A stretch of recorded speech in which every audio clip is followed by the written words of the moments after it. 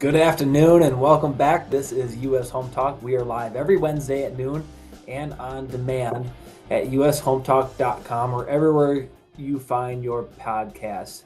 I'm your host today, Marcus Walgrave with South Dakota Home Team, powered by Hague Realtors. And we will be taking all your questions during today's show. Anything and everything real estate. The call-in number is 612-234-7585. Or you can leave us a message in the comments section on Facebook as well.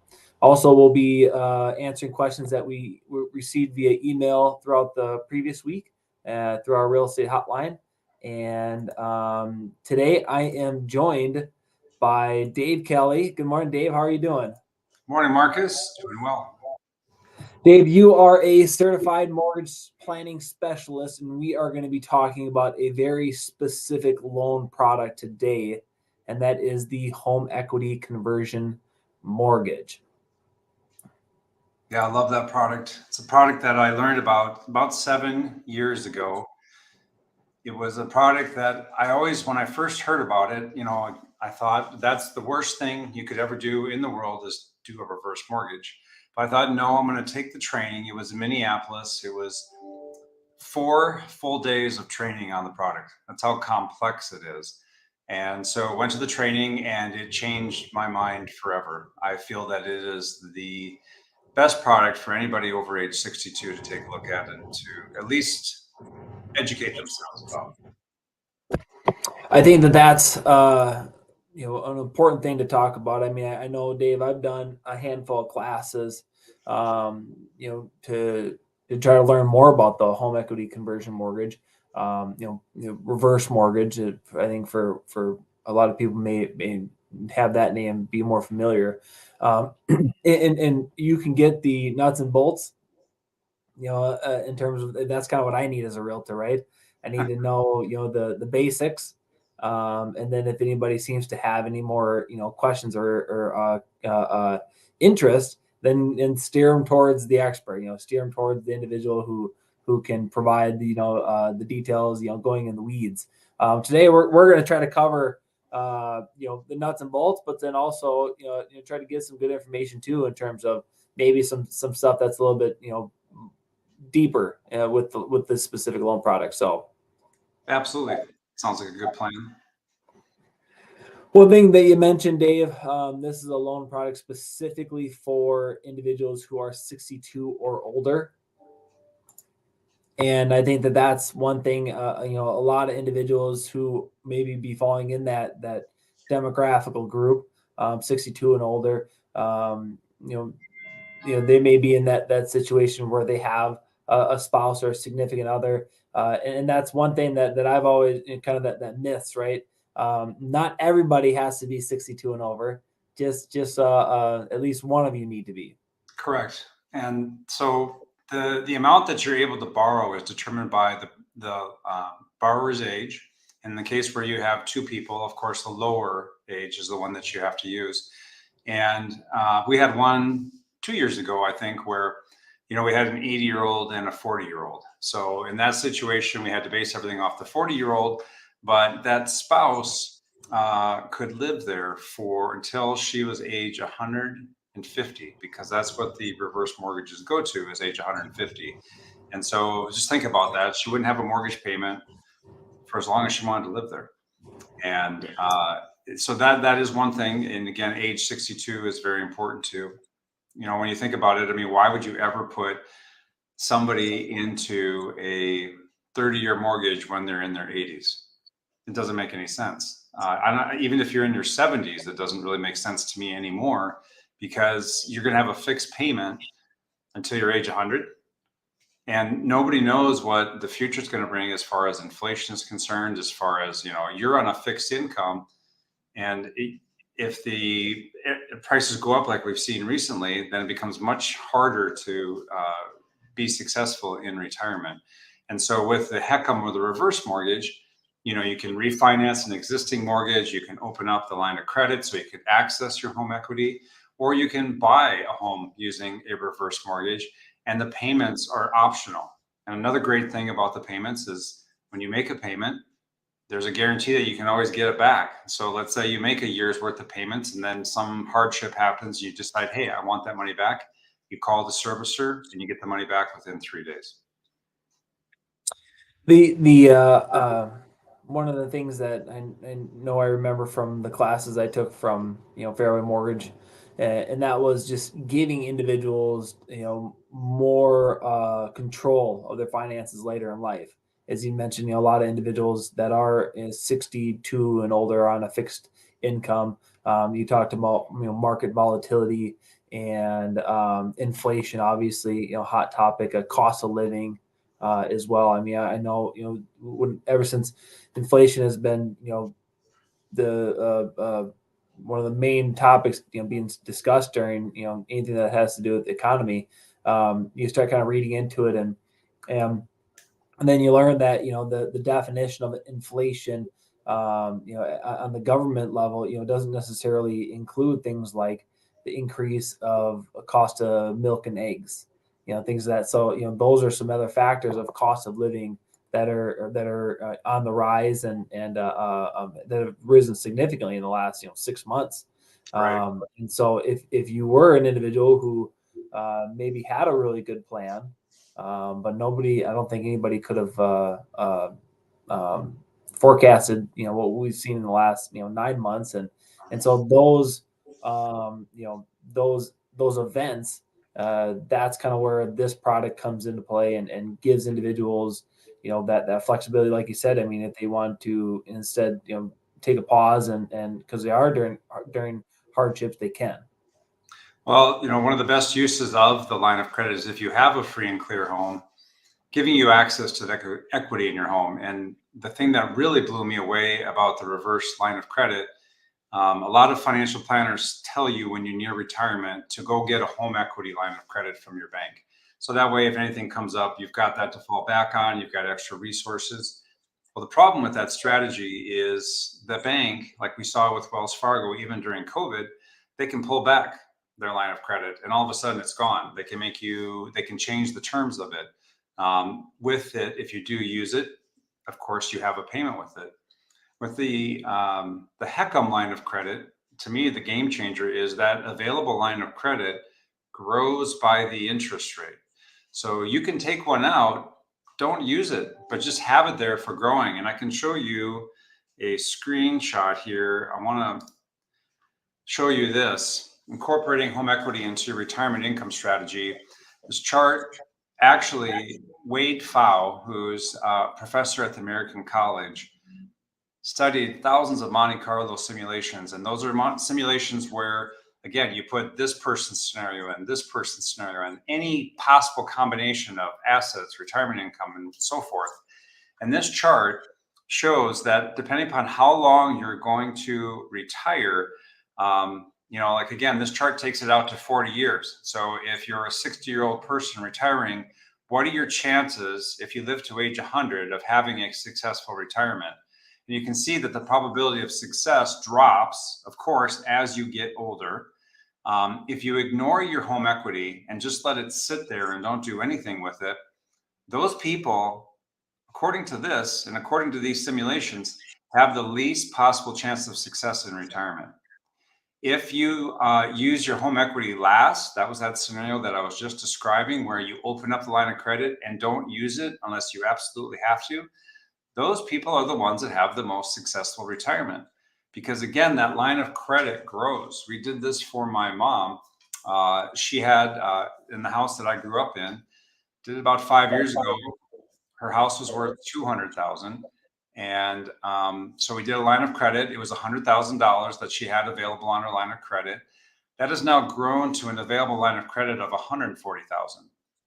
Now her house has grown in equity too. We've seen some nice gains in equity in our market, but so has her available line of credit. And she hasn't used it. If she needed to use it, it's there for her. And then of course there's payment optional on it. You don't have to make a payment on the HECM. And so we're going to use that for her long-term care policy, which is another good strategy to use. 70% of people need or will use long-term care in their lifetime. And it's the number, I believe, is less than 5% have a long-term care insurance policy. So we're going to use her relock, is what we call them, the reverse line of credit, to pay for her care when she needs it. And we'll bring people into the house to help her with that. But um, way better scenario than if she was just sitting on that equity in her home and not using it.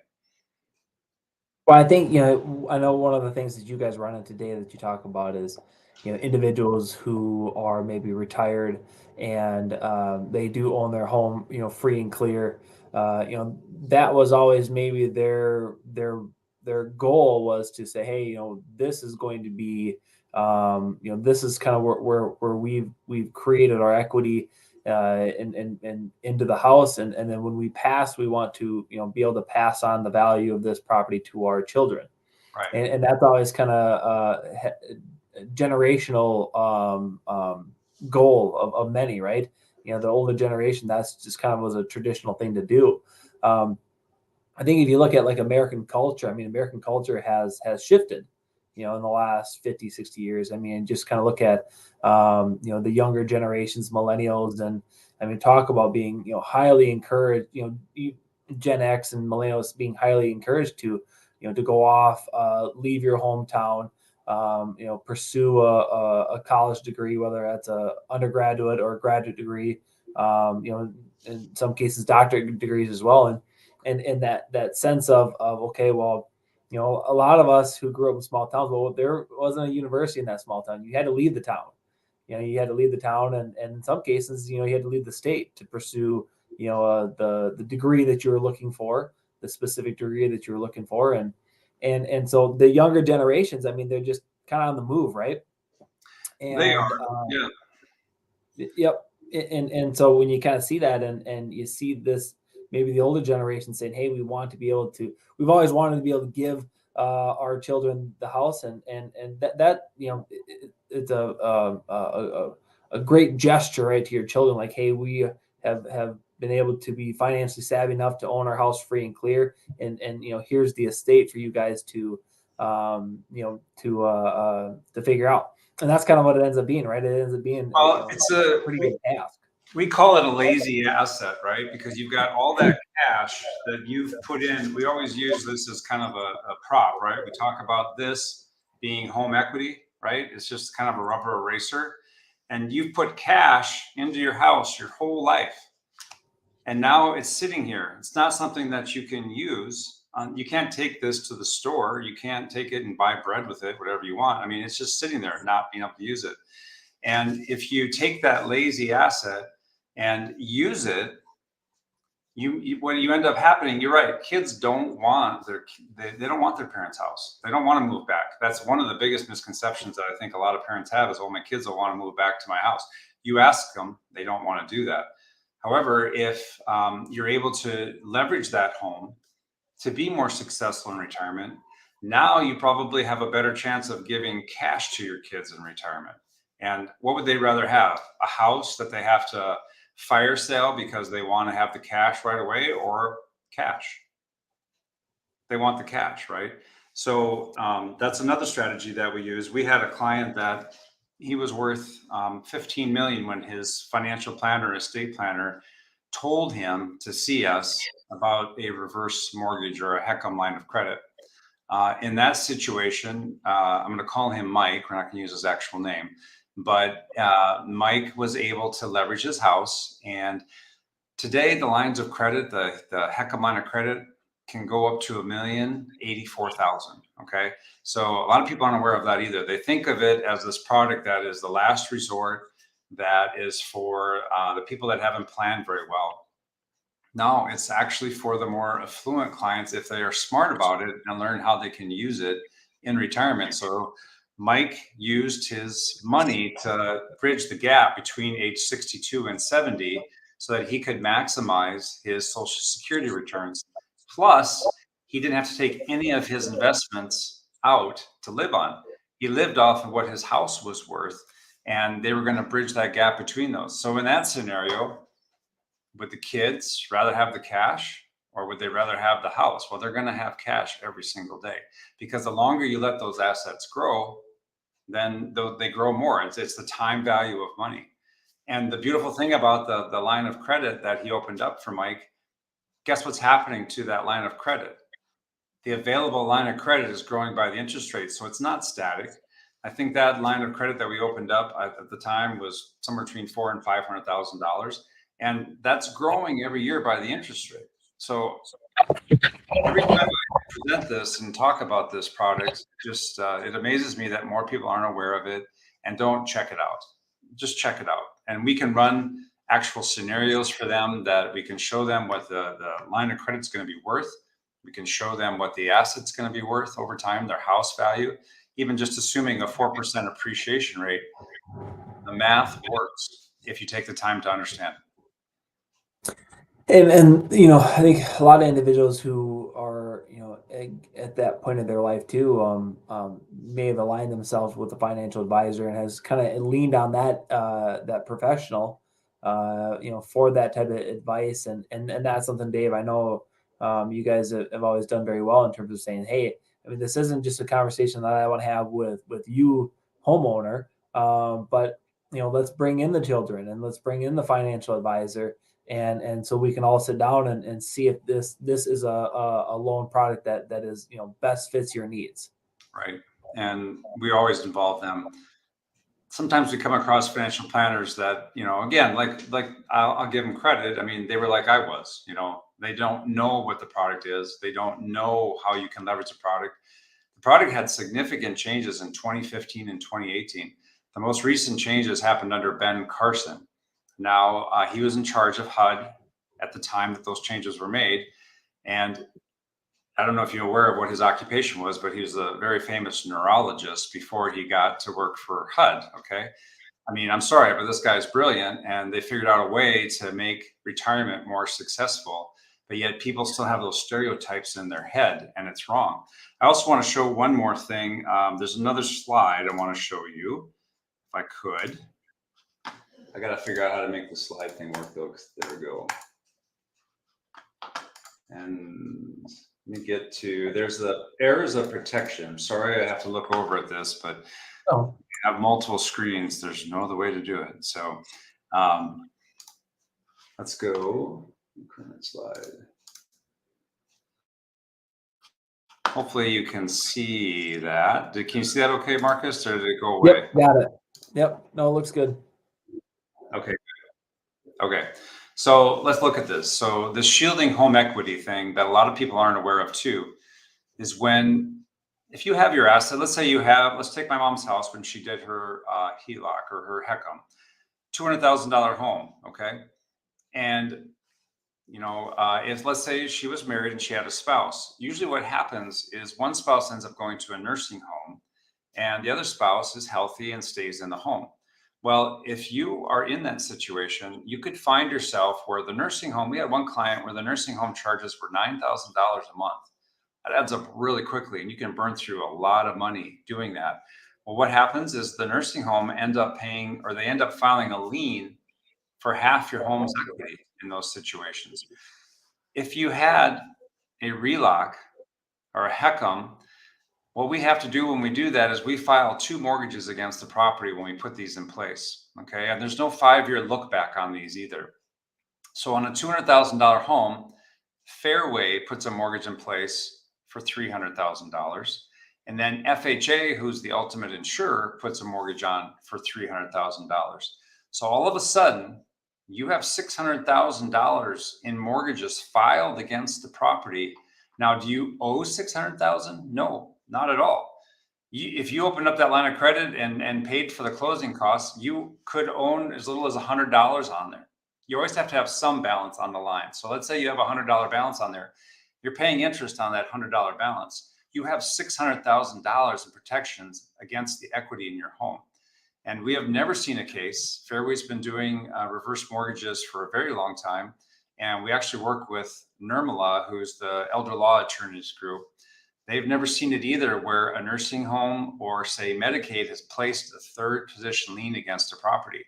To me, this is by itself priceless because you're protecting that equity from being taken. Now, let's say you end up paying for, we had a case where we had a client whose husband had Alzheimer's and she was paying money to help him in the Alzheimer's unit.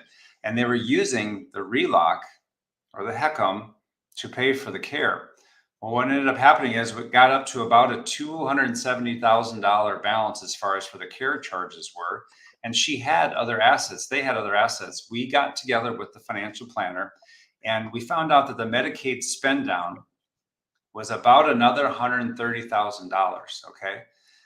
Now, a lot of people aren't aware of this, but if your spouse ends up having to go to a nursing home and you want them to be able to qualify for Medicaid, the most amount of money that you can have at the end of the month is $2,000.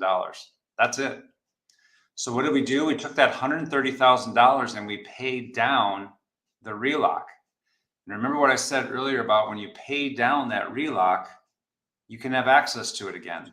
So now we protected an additional $130,000 for them by having this RELOC in place. Again, a lot of people aren't aware of this, and it's huge in the overall financial plan. And there's no 5-year look back like there would be with some other protection products that are out in the marketplace. There's those benefits. I know you guys have highlighted tax benefits as well from this specific loan product. Very good point to bring up. Yes. So in today's tax code, you have to have acquisition indebtedness in order to be able to deduct that. And that's when the HECM really comes into play, is when you use the HECM for P is what we call it, or HECM for purchase. We're number one in the country for the HECM for purchase. We can close them in as little as 17 business days. And what they are is, like, let's say, for example, maybe you've got a couple age 70 moving to Sioux Falls, and maybe they're moving from somewhere in rural Nebraska, let's say, and they find out that the price is quite a bit more here than they are in rural Nebraska. So they sell their home for rural Nebraska for, say, $200,000. They can buy a $400,000 house in Sioux Falls by bringing that $200,000 to the table. So now in that scenario, they've got a house worth $400,000 and they've got a HECM that has a $200,000 balance on it. Okay. That's considered acquisition indebtedness. So when you now, let's say you have some IRA investments, the government requires that at age, I think it's 73 now, it just was changed to.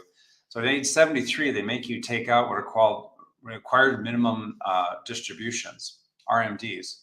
So when you take out the required minimum distribution, you're taxed on that. Well, what we do is we take that required minimum distribution, let's say for that year, let's say they take out $40,000. We take out the $40,000, taxable money. What do we do with that money? We pay down the HECM by $40,000. What does that do? It pays interest first when we pay that down, mortgage insurance, and then the loan balance. So now we have $40,000 withdrawal from a protected investment. Okay. We take it, pay down the HECM. Now we've got an offsetting tax credit for that. So we're taking money out of our retirement account tax-free. Huge, huge, huge. And remember what I said, when you pay down the line of credit, you have access to that money again. You can call the servicer and get that money within 3 days.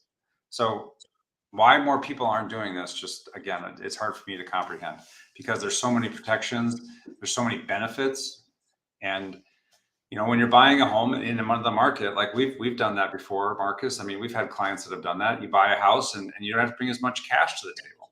And guess what? You've got that asset. And again, if you look at the math, a $400,000 house, even if it only appreciates at 4% per year, you're still going to take a very, very long time for that loan balance, even if the interest rate is 6%, to overcome that 4% appreciation on the larger dollar amount.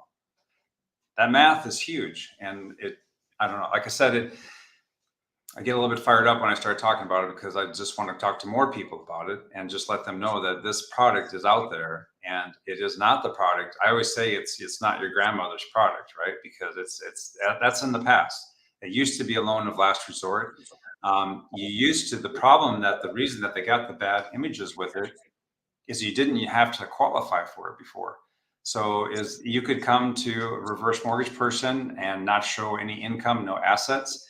And when you have a reverse mortgage or a HECM, or you have a free and clear house, what do you still have to pay? Taxes and insurance, right? Because you can't get away from that. You have property taxes, you have insurance. So whether you have a free and clear house or not, you're going to have to pay those fees. So If you can't qualify for paying for your property and tax insurance, that's when you're going to get into trouble. And that's what happened in the past is people would get the reverse mortgage. They take out way more money than they should have on the property. And then they couldn't pay, they'd spend the money and they couldn't pay their property taxes and insurance. So they get foreclosed upon. So all of a sudden it had this bad image of the product that, again, and it was because it wasn't set up correctly. Today, you have to qualify for the product. You have to be able to demonstrate that you can pay for your taxes and insurance when they come due and your other obligations. So if anybody's counting on using this product as a loan of last resort, you could be unpleasantly surprised when you come to that point and you no longer qualify for it. So it's just the product has changed substantially, and I hope people take a look at it and try to better understand it. As a realtor, Dave, I think one of the things that I've seen individuals kind of inquire about a loan product like this was simply looking to maybe downsize or to move out of a home style that was very common, 2 stories, because they had children and a big household, and well, not too many homes were being built back several decades ago where the master was the main level. It's usually master was upstairs and there was 3 additional bedrooms upstairs, and everybody went upstairs, and now they're kind of to the point where they're retired and their bedrooms upstairs, and they say, okay, well, we could do a massive renovation downstairs, maybe remove a dining room or add an addition on to try to accommodate that one level living. Right. Or or simply find a house that is like a one level of living, like in our market we call them ranches. I think a lot of other markets they call them ramblers. But that can be one of those situations where that may be what they want to do, but just with the increase in construction costs, they see maybe what a new construction slab on grade ranch or a slab on grade villa, something that is satisfies what they're looking for. Little to no steps, a zero entry type of home, main floor laundry, main floor master bedroom and suite, everything on the main level they don't have to worry about, and they can grow old in that house. They can live there until their last day, and but then they see it and they say, well, God, my house is worth 300, and because what has happened over the last several years, new construction on the rise, costs on the rise, they see it and they say, well, we don't want to, we'd like to do, we're comfortable with where we're at right now with our $300,000 house if there's a remaining mortgage payment on it, and we don't want to take on something bigger since we're in our 70s or 80s, and so they just assume that buying that one level living type of home it isn't available because it might be a little bit more expensive than what the home that they own. Very valid point. And, we love changing people's lives. We talk a lot about aging in place.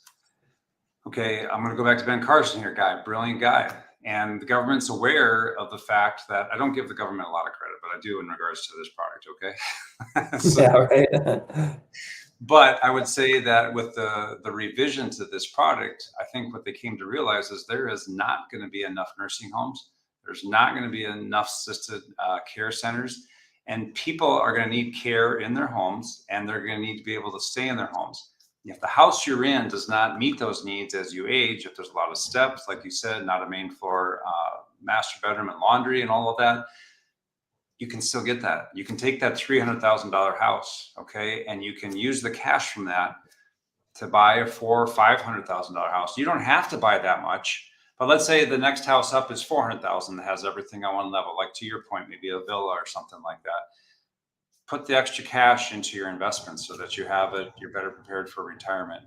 And what's going to appreciate better, a brand new ranch style home or a 30, 40-year-old home that probably needs more maintenance and more repairs. And as you get older, which is harder to maintain. And it's just the whole mindset shift of we need to, I think a lot of times with retirement and retirement planning, we like to push that stuff off. We don't want to think about that, right? And that is where you can get into trouble if you're not thinking about that.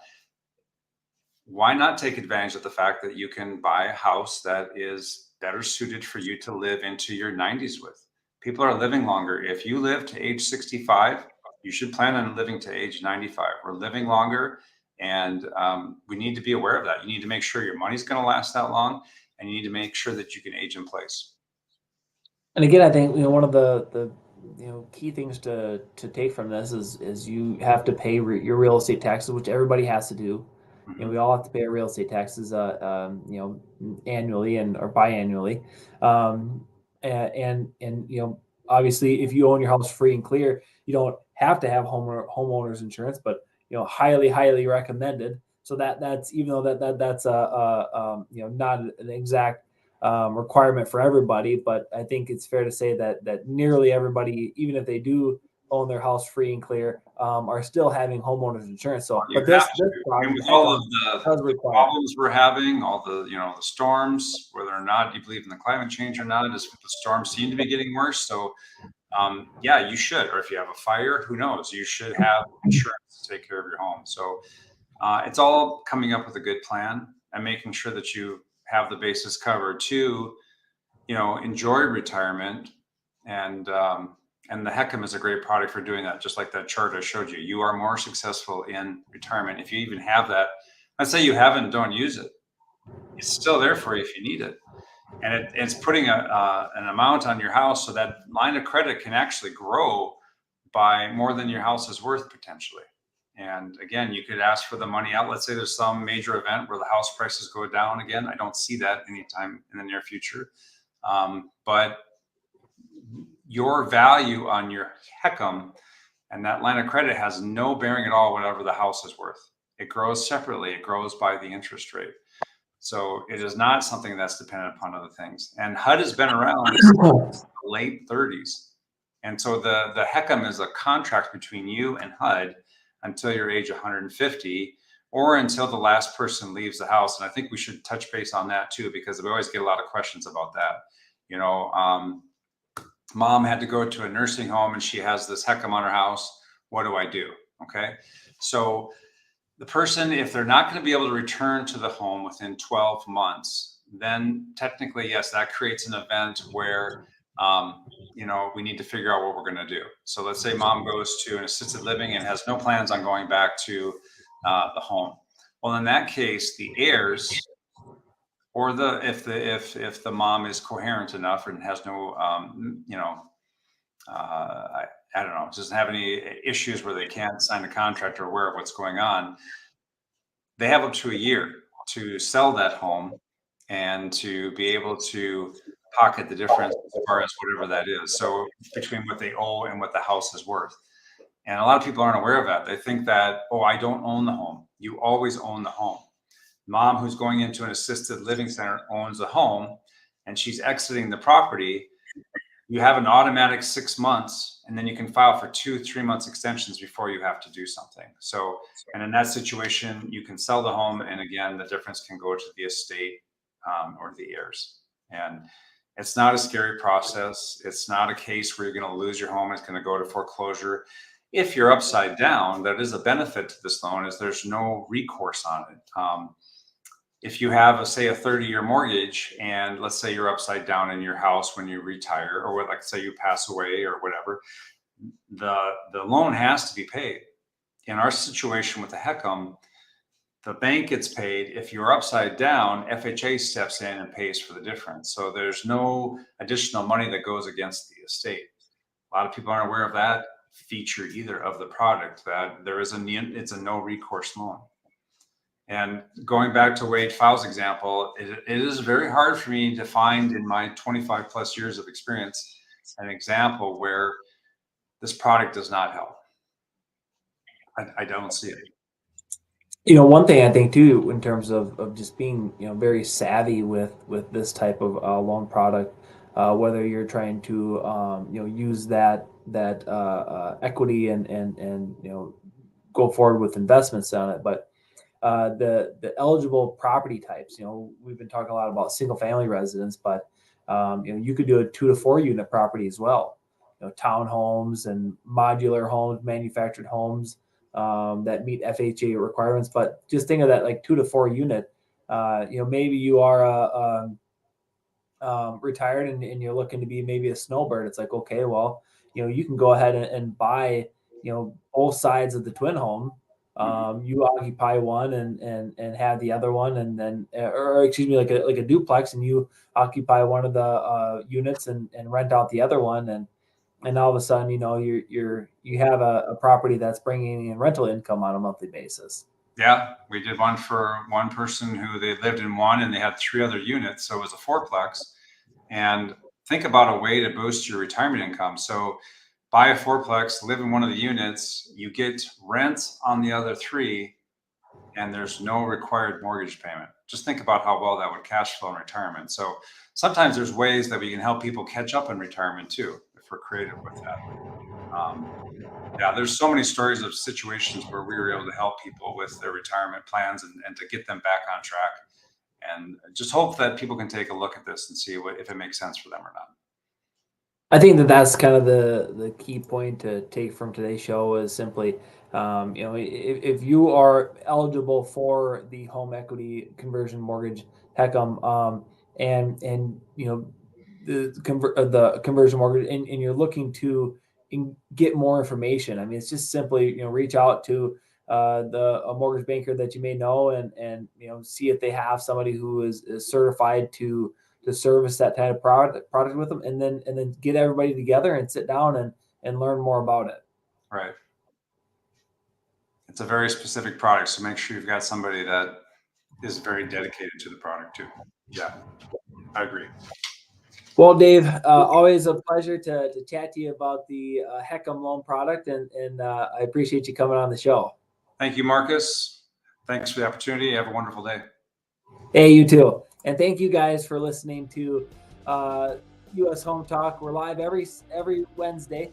You can always find our show, today's show, and all of our past shows on our website, ushometalk.com, or wherever you guys find your podcast. I'm Marcus Walgrave, and I hope you guys have a blessed week.